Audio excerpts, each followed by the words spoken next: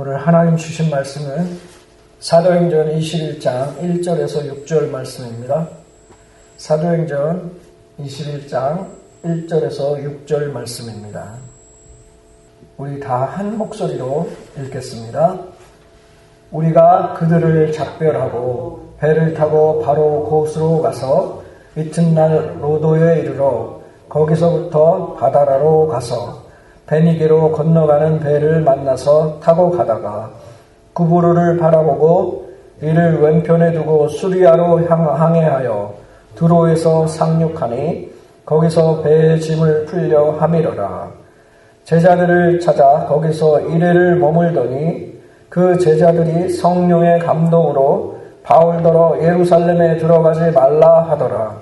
이 여러 날을 지낸 후 우리가 떠나갈새 그들이 다 그 처자와 함께 성문 밖까지 전송하거늘 우리가 바닷가에서 무릎을 꿇어 기도하고 서로 작별한 후 우리는 배에 오르고 그들은 집으로 돌아가니라. 아멘. 할렐루야. 오늘은 사도행전 21장 1절에서 6절의 말씀을 가지고 예루살렘 멈출 수 없는 사명의 길이라는 제목으로 하나님의 말씀을 전하겠습니다. 오늘도 저와 우리 모두에게 하나님의 음성과 성령의 만져주심이 있기를 예수 그리스도의 이름으로 축복합니다. 오늘은 제가 질문을 하나 하고 시작을 할까 합니다.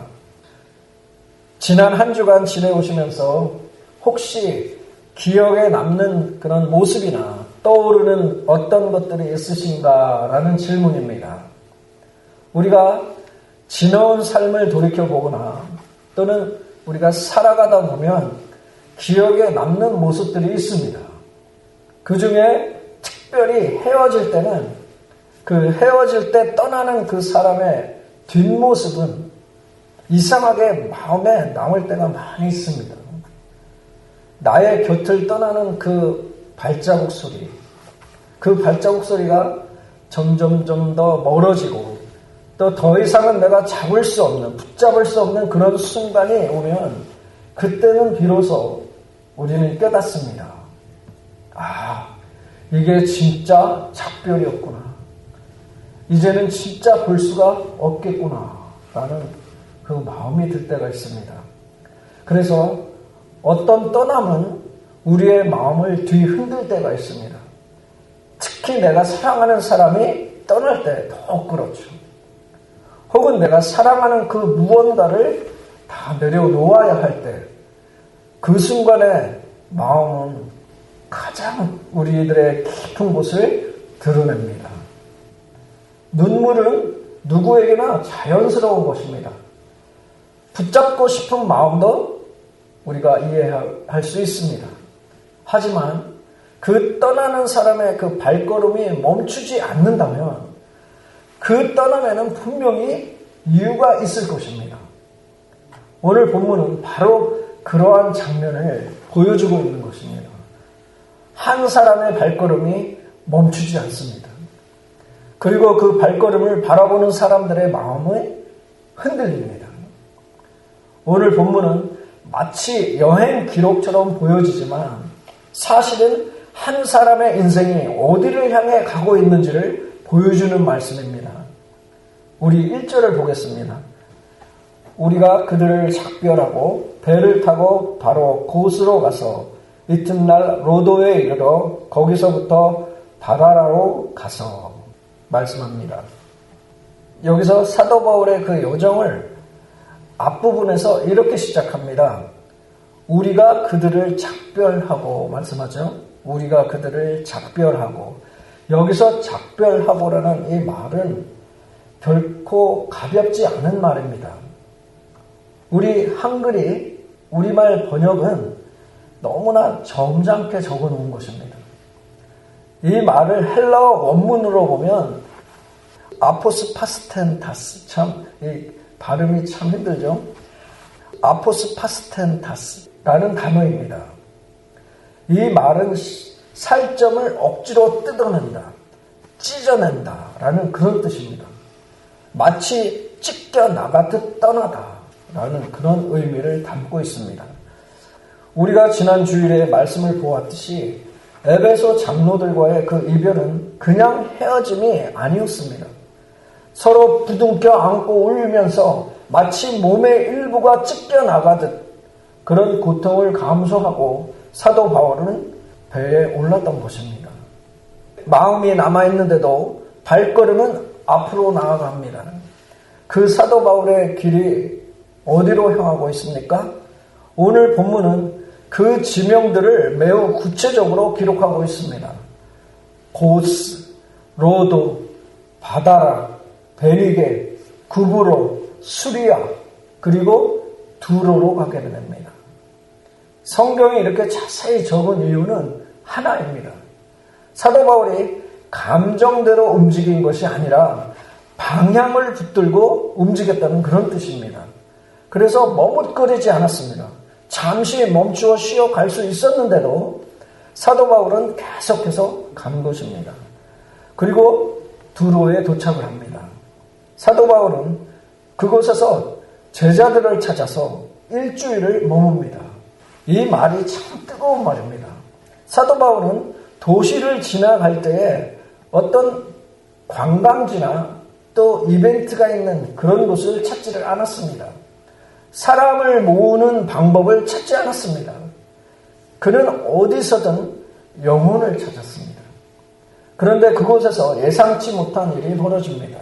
4절의 말씀입니다. 제자들을 찾아 거기서 이래를 머물더니 그 제자들이 성령의 감동으로 바울더러 예루살렘에 들어가지 말라 하더라 말씀합니다.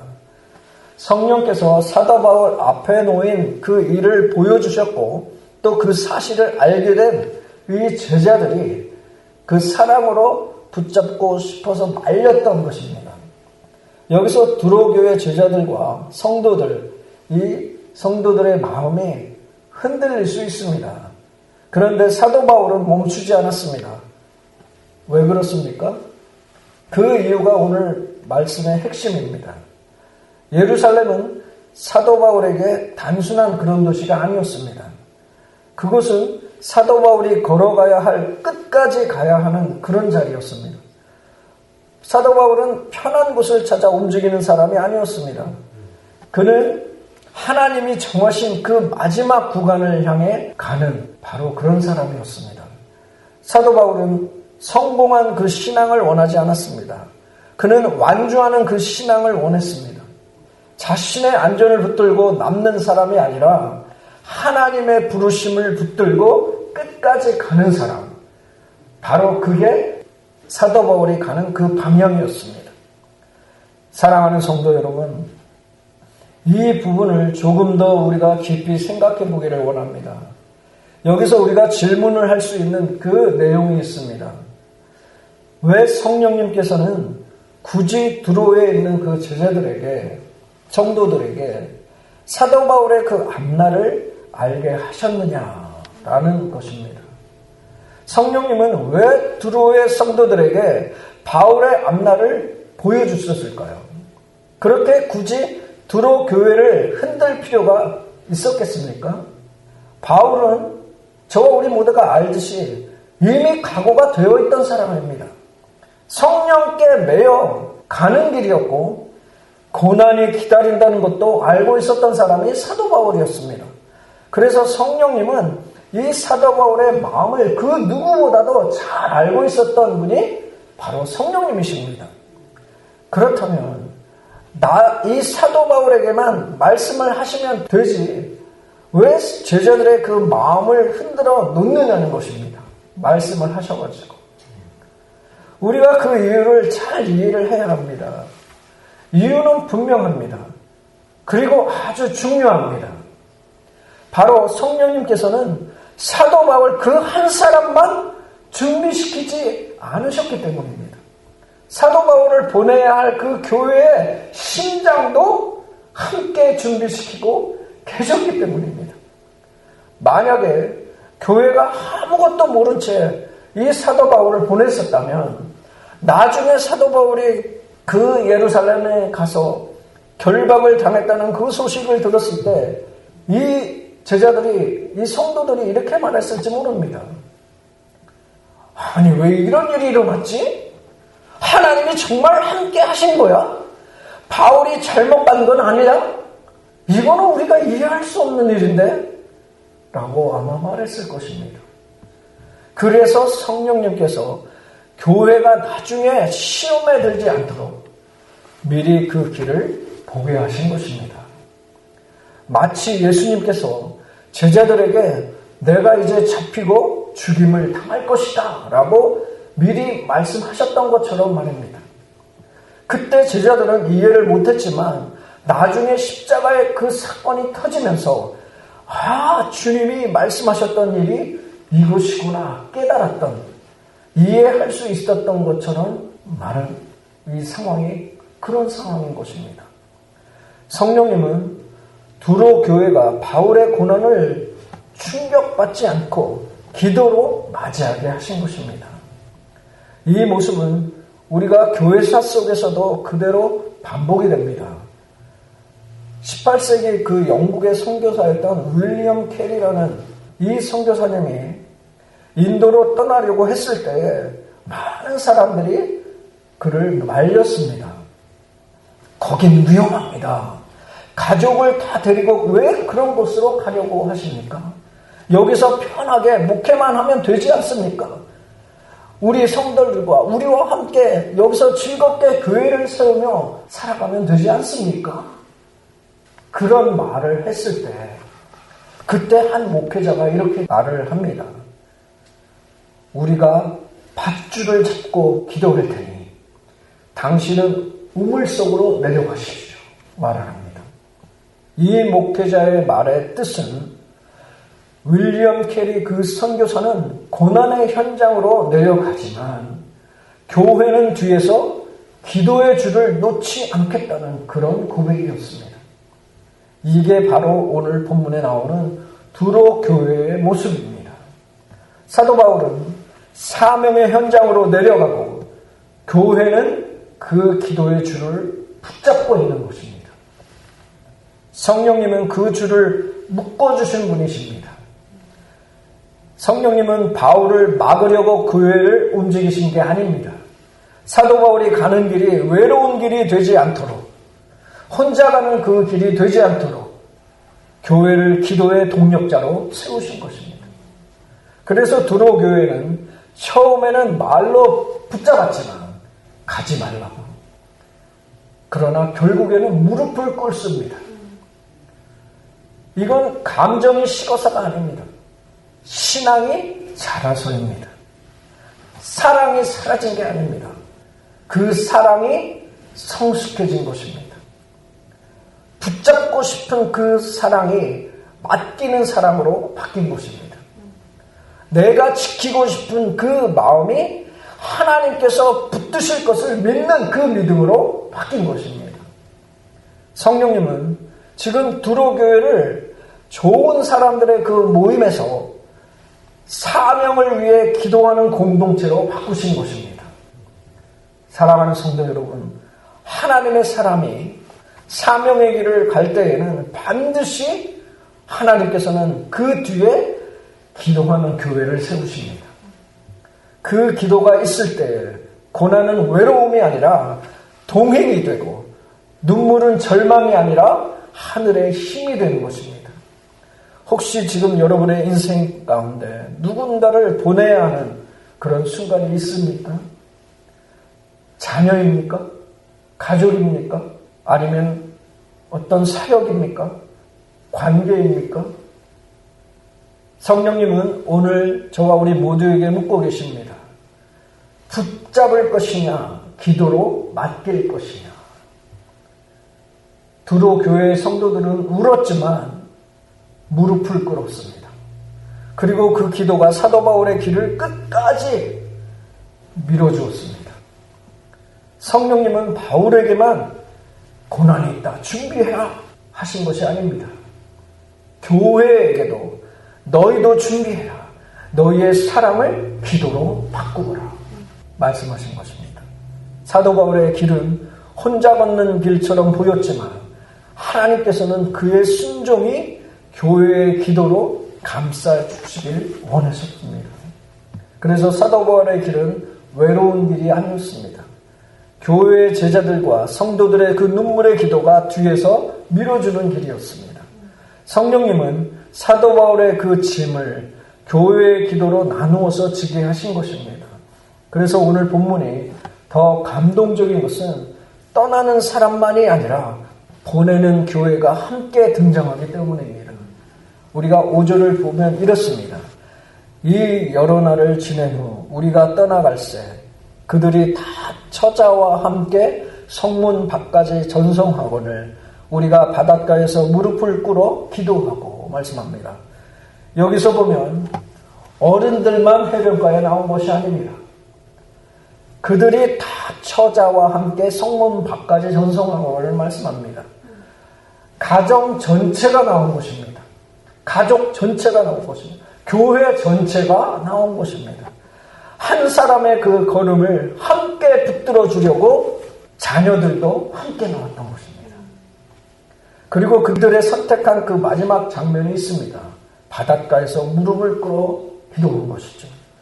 교회는 말로만 사랑하지 않았습니다. 교회는 감정으로만 반응하지 않았습니다. 그 사랑은 결국 무릎으로 내려간 것입니다. 이게 본문이 가진 엄청난 힘입니다. 사람이라면 붙잡고 싶습니다. 그런데 교회는 결국 이렇게 말합니다. 우리는 붙잡고 싶었지만 우리는 하나님 앞에 서겠습니다. 우리는 놓기 어렵지만 우리는 기도로 맡기겠습니다. 그리고 6절은 조용하게 이렇게 끝이 납니다. 서로 작별하고 우리는 배에 오르고 그들은 집으로 돌아가니라 말씀합니다. 이것이 성숙입니다. 이게 교회의 성숙입니다. 기도하고 울었지만 현실은 계속됩니다. 그런데 그들은 다시 자기 자리로 돌아갑니다. 왜냐하면 하나님은 떠나는 사람에게만 일을 맡기지 않고 남는 사람들에게도 그 자리에 몫을 맡기시기 때문입니다. 사랑하는 성도 여러분, 오늘 본문은 한 사람의 용기를 말하는 것이 아닙니다. 한 사람의 용기를 말하는 그 이야기가 아닙니다. 이 말씀은 사명의 길이 어떻게 완성되었는지를 보여주는 그런 내용입니다. 하나님은 사명의 길을 개인의 결단으로만 완성하지 않으십니다. 그 길 뒤에는 반드시 기도하는 공동체, 기도하는 교회를 붙이십니다. 그래서 그 눈물의 장면이 아름다운 것입니다. 사람들은 울었지만, 붙잡고 싶었지만 결국은 그 손을 놓고 무릎을 꿇었습니다. 그 무릎이 바울을 예루살렘까지 밀어올린 힘입니다. 그 무릎이 고난의 길을 하나님의 길로 바꾸는 통로였습니다. 우리도 인생에서 예루살렘을 만납니다. 피하고 싶은 자리, 힘들 것이 뻔한 자리, 손해보는 것 같은 자리인데 하나님이 부르시는 그 자리. 이럴 때 우리는 두 가지 중에 하나를 선택합니다. 편안함을 붙들 것이냐 아니면 부르심을 붙들 것이냐. 세상은 우리에게 웰빙을 말합니다. 편하게 살라고, 안전하게 살라고, 아프지 말라고 말합니다. 하지만 복음은 저와 우리 모두를 웰빙에서 멈추지 않게 만듭니다. 복음은 우리를 웰다잉으로, 신앙으로 이끌어 주십니다. 웰빙에서 웰다잉으로 이끌어 줍니다. 웰다잉은 죽음을 준비한다는 그런 뜻이 아닙니다. 웰다잉은 하나님 앞에서 끝까지 순종하며 살아내는 인생입니다. 다시 말하면 하나님 앞에서 끝까지 순종하며 살아내는 신앙으로 부르는 것이죠. 그래서 마지막 순간에 주님, 저는 도망치지 않았습니다 라고 말할 수 있는 그 삶입니다. 잘 사는 인생이 아니라 잘 마치는 인생입니다. 많이 가진 인생이 아니라 끝까지 주님을 붙든 그 인생을 말하는 것입니다. 저와 우리 모두가 그런 인생이 되기를 원합니다. 사랑하는 성도 여러분, 오늘 주님이 저와 우리 모두에게 묻고 계십니다. 너는 지금 어디를 향해 가고 있느냐? 무엇을 바라보고 향해 가고 있느냐? 사람이 말리는 길 앞에서 멈추어 서서 있지는 않습니까? 두려움 때문에 주저앉아 있지는 않습니까? 편안함이 믿음인 줄 알고 착각하고 있지는 않습니까? 주님이 말씀하십니다. 일어나라, 걸어가라, 다시 끝까지 가라. 그리고 우리 교회에도 말씀하십니다. 붙잡지 말고 기도해라. 막지 말고 축복해라. 사람을 의지하지 말게 하고 나를 의지하게 만들어라. 우리는 붙잡는 교회가 아니라 보내는 교회입니다. 우리는 막는 공동체가 아니라 무릎으로 밀어주는 공동체입니다. 오늘 우리가 드려야 할 기도는 이것입니다. 주님, 제가 편한 길을 찾지 않게 하여 주옵소서. 사명의 길 앞에서 도망치지 않게 하여 주옵소서.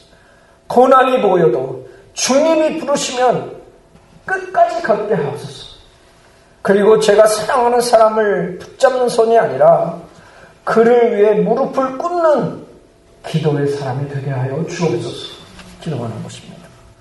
사도 바울은 멈추지 않았습니다. 사도 바울에게 있어서 예루살렘은 두려움의 끝이 아니라 사명의 완성입니다. 왜냐하면 그 길 끝에는 예수님이 계시기 때문입니다. 예수님이 서 계시기 때문입니다.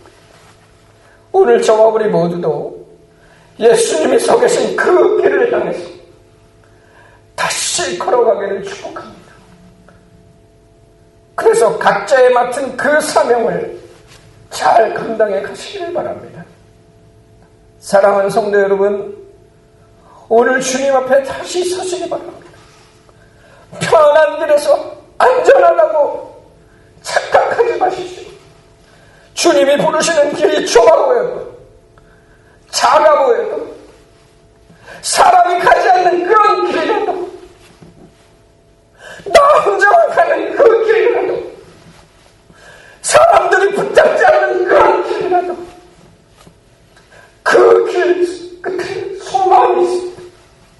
생명이 있습니다. 오늘이 마지막 설교라고 저는 이렇게 말하겠습니다. 예수님 없이 살지 마십시오. 예수님 없이 방향을 정하지 마십시오. 예수님 없이 내일을 결정하지 마십시오. 주님이 부르시면 가십시오. 주님이 멈추라고 말씀하시면 멈추십시오. 그러나 한 가지 분명히 하시기 바랍니다. 끝까지 포기하지 말고 하시기 바랍니다. 그리고 우리가 마지막 날에 남길 고백이 이것이 되기를 원합니다. 주님, 저는 편한 길을 찾지 않았습니다. 저는 주님이 부르신 길을 걸었습니다. 저는 끝까지 갔습니다. 주님, 제가 잘한 것 맞죠? 이러한 고백이 저와 우리 모두의 마지막 인생에 남길 그 고백이 되기를 우리 구주 예수 그리스도의 이름으로 축원합니다.